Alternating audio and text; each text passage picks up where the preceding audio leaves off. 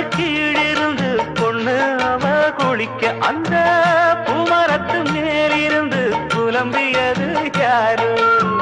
கன்னி மனசு ஒன்ன நினைக்கும் தன்னந்தனியே எண்ணி தவிக்கும் ஒன்னை எடுத்து அள்ளி கொடுக்கும் வண்ணக்கனவு அள்ளி தெளிக்கும். கூறப்பட்டு சேல அம்மா கூட ஒரு மாலை வாங்கி வரும் வேளை பொண்ணு வாசமுள்ள சோல.